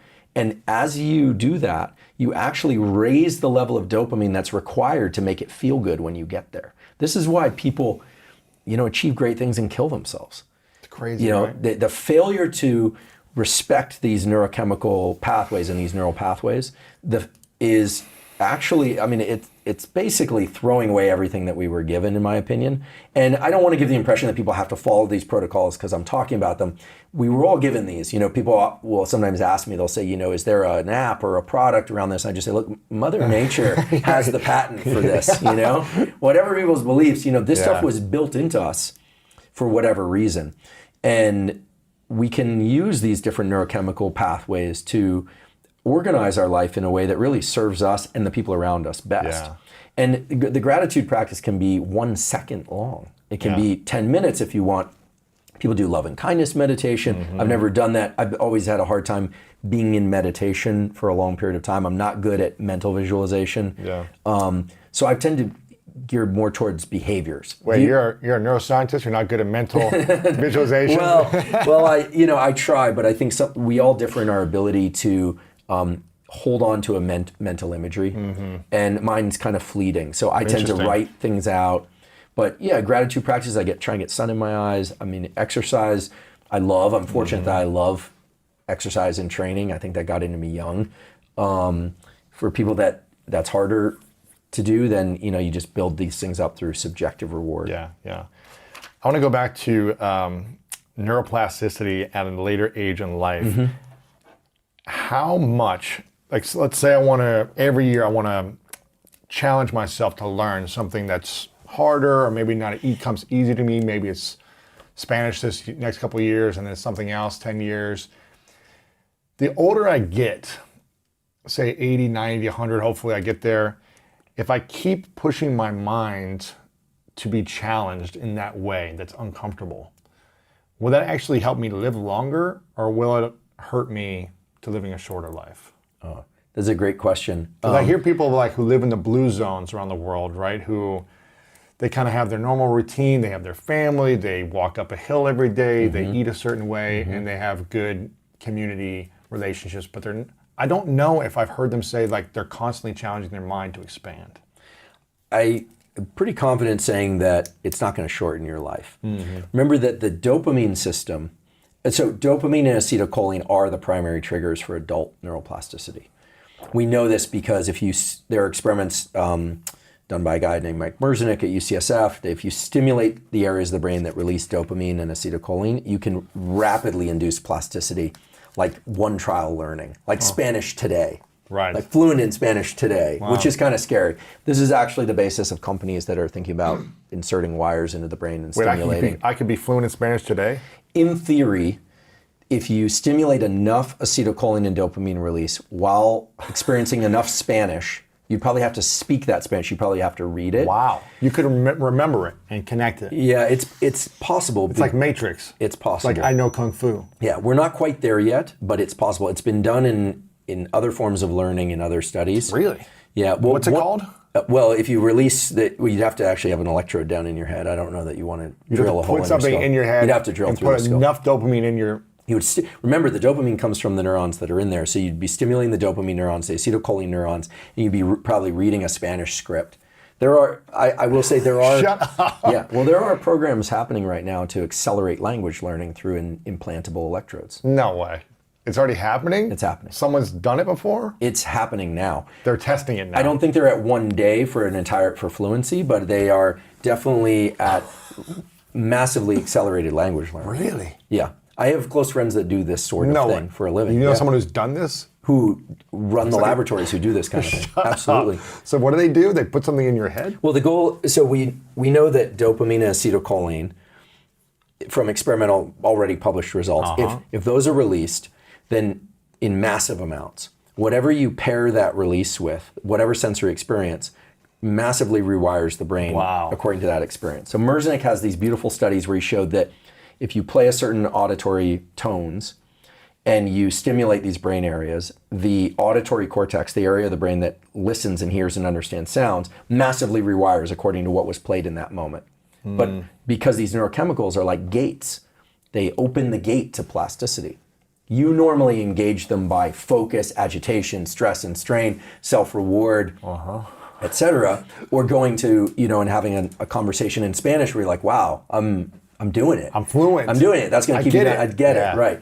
But you can imagine there are groups on this planet that are very interested in rapidly accelerated language learning that would be willing to put many millions or billions of dollars, probably not billions, toward programs to get massively accelerated language learning by putting either implantable chips in the brain that will stimulate these brain areas, including memory areas, or stimulating acetylcholine or dopamine So release. people have already done this where they put they cut open their head and put a chip in their brain. These are neurosurgery patients who are already undergoing surgery for other reasons and have they agreed said, to be "You wanna part of the try study." this? Yeah. Really? Yeah, and there are animal studies doing this all the time. Shut up. Absolutely. And are there any results of this? Well, they're not. The groups that are doing these sorts of things are not going to reveal the results just yet. So you can imagine that these are related to, these are government military type contracts. It makes sense, right? You'd want to do this. Yeah, absolutely. And it's definitely happening overseas too. I mean, massively accelerated learning is kind of the holy grail of neuroscience, right? Right. How can we learn anything faster? Right. Because time is the thing that we're all trying to maximize. Right. And, and you could imagine that because the human brain in development can be biased toward becoming exceptional at math or exceptional at athletics. I mean, you could build brains you could bias brains to be very, very good, even exceptional at the level of surpassing all previous behavior by triggering these sorts of plasticity events. Yeah. I mean, I wouldn't run out and put the chip in your head immediately. I mean, this stuff has to be worked out. But there's a whole community that's spinning up right now around nootropics, smart drugs. Right. It's not a word or an area that I'm really a big fan of because, like, what are you talking about? Creativity, task implementation, focus. Like, the word smart drugs is terrible. Nootropics is even worse because it's not pointed enough. It doesn't illustrate exactly what the end goal is. It's sort of a throwaway, catch-all kind of like smart drug. Like, what is smart? Right. So, but there are, for instance, I know a Nobel Prize winning neuroscientist who chews immense amounts of Nicorette each day. He's in his 70s because it increases his focus. He quit smoking, which stimulates nicotine, and those stimulate acetylcholine. So Nicorette is a nicotinic stimulant, and nicotine is acetylcholine receptor. So his goal is to continue to learn in his old age by stimulating the nicotine pathway. So Really? yeah, he chews nonstop nicotine. Now, I'm not recommending people chew Nicorette. I want to be clear. I'm not a doctor. I don't prescribe anything. I'm a professor, so I'm professing things. But there are things like choline, alpha GPC, that will stimulate acetylcholine release and will allow you, in theory, to learn quicker and better in a bout of learning. So To give you more focus under adversity. They will trigger the plasticity event to be, it's like carving that knife in deeper. But then you need a corresponding increase in the amount of rest in order to make sure that those pathways get better. Think about it like going to the gym. I actually have seen these guys in the gym in LA where they've got electrodes on the muscles. Yeah. So they're maximally recruiting motor units, but then you need that much more recovery because it's unusual to get those high threshold motor units. So you need to rest for 2 days. You can't go back to the gym tomorrow. Right. And a lot of these guys are also drug assisted to the point where you can almost smell it from across the room. Right. But that's another story. Yeah. But that whole area is geared around maximum stimulus, maximum recovery. Maximum stimulus, maximum recovery. So drugs, supplements can accelerate these processes. A fun one from sports, because should have been the Olympics this year, but the sprinters have their own drug community. It's not just the anabolics. Those sprints are won by who gets out the blocks fastest. That's reaction time. And there's lore, I'm not involved in this, but there's lore of sprinters taking drugs to accelerate nerve transmission by focusing on the gun. It's all about hearing the gun and getting out the blocks. So they take drugs to stimulate dopamine and acetylcholine because that puts you into faster reaction, more focused, faster reaction. So is that activating the adrenal receptors, so you react quicker? It's actually happening at the neural level, and it's allowing them to hear the gun as it's going off. And not hear it after the fact and That's react. right. Because you can lose by being the last person out the blocks. Yeah. Most of those drugs are illegal, but there's a whole world of drugs in sports that are geared around the mental side and focus and the ability to get into sleep. I mean, you can bet, given now the understanding that sleep is so fundamentally important for performance, people are hacking sleep like crazy. Chili blankets, magnesium, theanine, certain things that I think do work. People are wearing Whoops and Oura rings, and it's all about sleep now, right? It's all about sleep because it's so powerful. And sleep is the ultimate drug. And people are now developing drugs that will allow people to fall asleep and sleep better, function better on less sleep, optimize the amount of slow wave sleep time. Anyway, it's a whole world. I'm fascinated by it because it's the extreme of the things that we're talking about. But for the typical person, behaviors are the way to go. Behaviors. And nutrition is not an area of my expertise, but incidentally, the body is connected to the mind. The body's connected to the mind. And if the body doesn't have good gut health and good nutrients, then it's going to be affecting the way you think and the way you feel and the way you act eventually. Absolutely. It's going to be harder and harder if you don't have energy. Right. And food and nutrition gives you proper energy. That's right. Or it takes the energy away from you. That's right. It depletes you from energy. So the older we get, it's harder to expand our neuroplasticity, but that's why we should be learning new challenging things every year is what I'm hearing you say, to help us. Yeah, and whether or not it extends the lifespan, I don't know, but I do know this. So the dopamine pathway is intimately tied to the reproductive hormone pathway. So testosterone and dopamine have a very close relationship. So much so that they're released, and their triggering of their release is from very neighboring areas in the brain. Because if you think about it, it's the pursuit molecule, right? Like testosterone's main effect is to make stress and effort feel good. That's what it does. It suppresses that kind of grinding response, like it's painful, and it increases recovery. In women, which are more estrogen dominant than testosterone dominant, and both men and women both have testosterone and estrogen, of course, estrogen is sort of similar to testosterone in that it's coupled to dopamine. A lot of people think the opposite of testosterone is estrogen. It's not. It's a molecule called prolactin. Prolactin is what's secreted after orgasm. It's what's secreted after a big win, and there's that crash. It's designed to keep organisms in the place they are so that there's pair bonding, there's recovery, and shift them into that serotonin regimes. So the reason I mention this is that being in pursuit of goals and trying to trigger neuroplasticity isn't just about changing your brain. It's closely linked to the reproductive hormones, testosterone in men and estrogen in women, meaning it's linked to the will to live. The will to pursue, and it's not just about sex. I know as soon as we talk about testosterone and estrogen, people think about mating behavior. It's that, but there's a lot more. It's the will to live. So when dopamine is reduced, the will to live is reduced.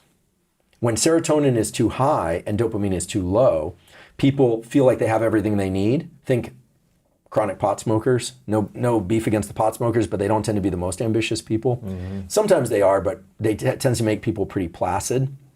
Think, any high levels of antidepressants that make you feel like you have enough of everything you need, they make people there's a passivity there. So that's why it's important to keep these things in the right range.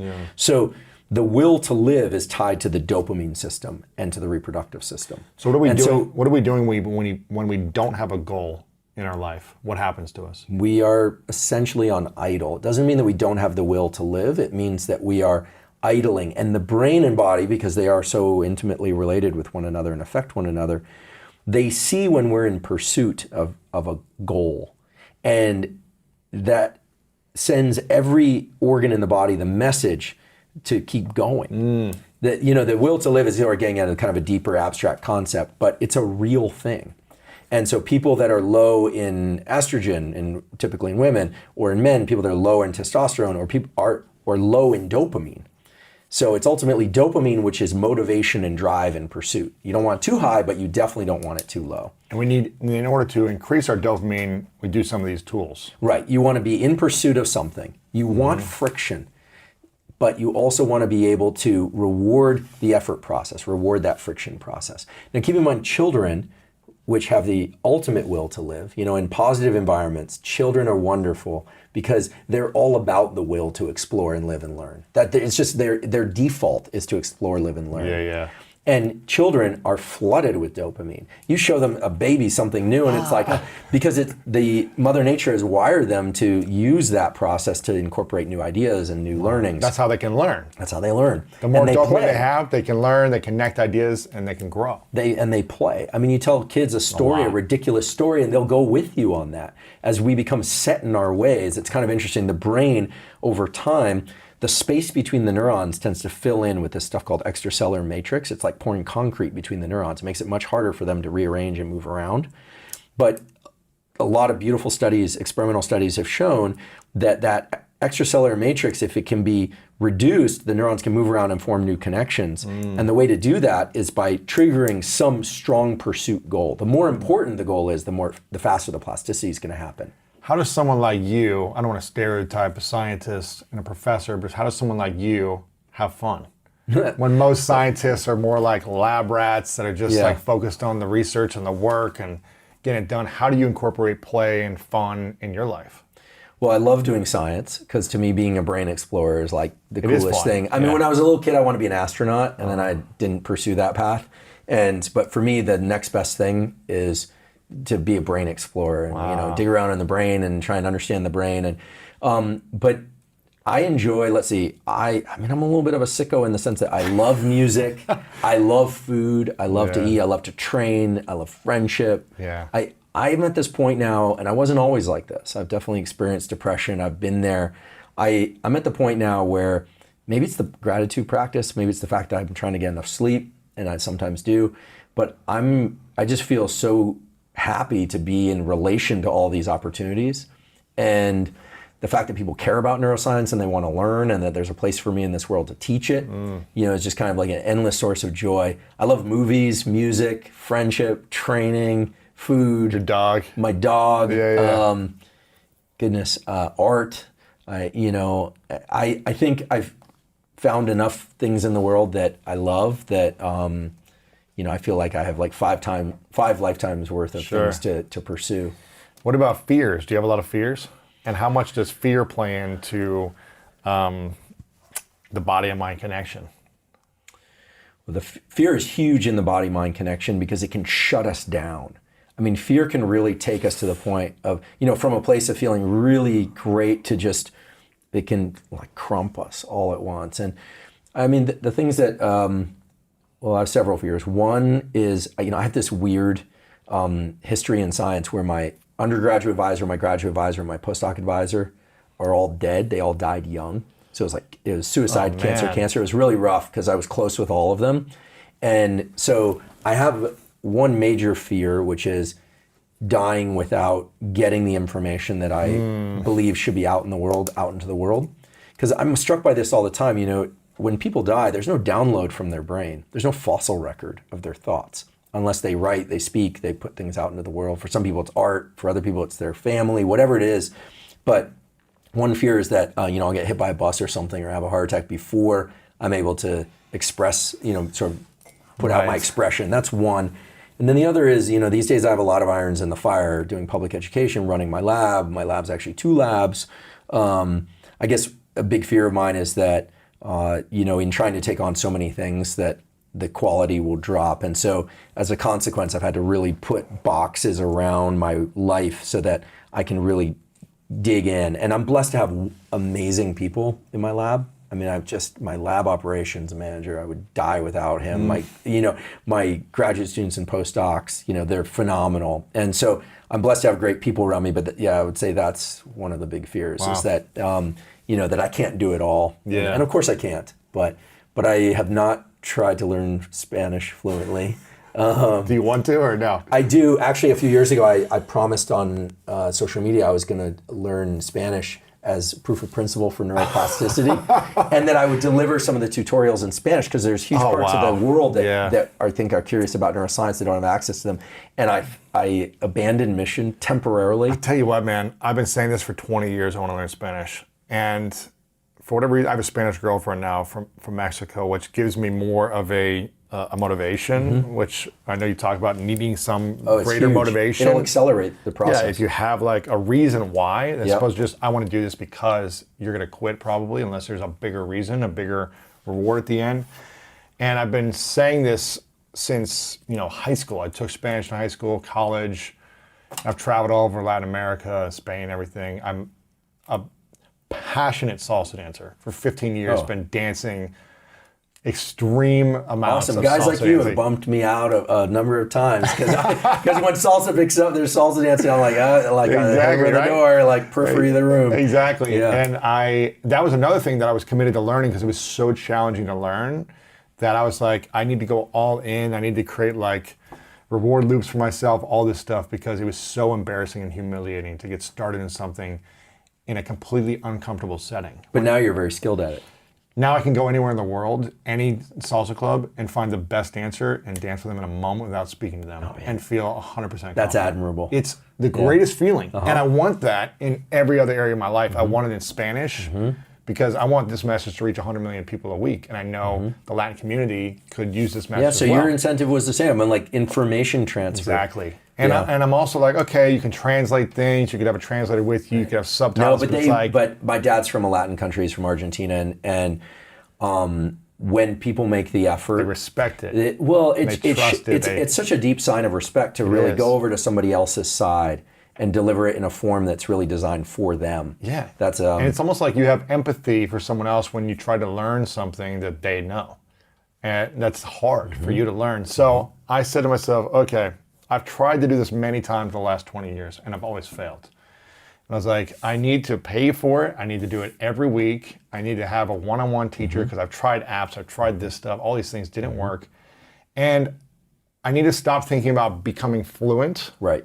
I need to start appreciating the process of every day just doing it. Right. And after 6 months, I'll be able to see and look back like, okay, I actually know some stuff. And then after a year or two, I'll know a little more. And then hopefully one day I'm just fluent. And attach reward to the intention and the effort process. Yes. I mean, what I heard you say was that at a very core level, you really want to meet people where they're at so Yeah. that they can derive more from the message. Absolutely. And so if you can so as an example of the subjective reward process, the more that you can tap into that intention, this is why I think intentions and being able to be pulled by some bigger, greater mission is the ultimate thing, because then the discomfort we feel is offset by this reward that you can always look to. Yes. It's like it's always there. It's like having that magic drug on the shelf that you can just take, but Yes. because it's internal, it's always with you, which is far more powerful than needing it from some external source. Exactly. So I'm excited. I'm And, excited for the Spanish-speaking people out there. They're That's gonna it. hear it from Exactly. you. So not to hold your feet to the fire. No, but I feel like it's just, I got to enjoy the process and I got to enjoy like the challenges of day to day. And I'm starting to make it fun now. I'm starting to, when I'm like really stressed, because I'll get tired when I'm just like, I have no clue what this means. And all I want to do is like go watch sports or go work out. But the confusion is the trigger. That's what I'm learning from you. It's saying, it's like raising a flag and it's saying there's something special about this mental track that we need to return to later, and it's flagging it. Yes. And so when you sleep or you're doing something else, You'll reconnect the you're dots, actually, right? that's So that's what I'm doing. The learning. When I'm Right. getting frustrated and challenged now, I'm just like, I just start having fun. I'm just like, okay, Fantastic. I'm just like being playful in the moment, and it brings me with more energy as opposed to like this lazy, tired feeling. I'm like excited. I'm like, okay, I don't know this, but I'm going to figure it out one day. So good. And so it's just like I'm committing to the process and making the process the prize, not the end result the prize. Right. And also maybe someday you'll run for office and then you can reach more people with a specific message. I think it's like, 60 million Spanish-speaking people in America, or 40 million or something like that. There's a lot of people. So who knows? Anyways, my team's telling me I need to wrap this up because I want to go into talking a lot about fear and how to overcome fear and eliminating stress and all these different things. But I'll have to get you back on and talk about these things. So hopefully you'll come back on and I'd be happy to come back anytime you guys we'll invite do me. more and talk about fear and how to overcome fear and all these different things. But this has been fascinating. And I want to ask you a couple final questions, Andrew. One is called the 3 truths.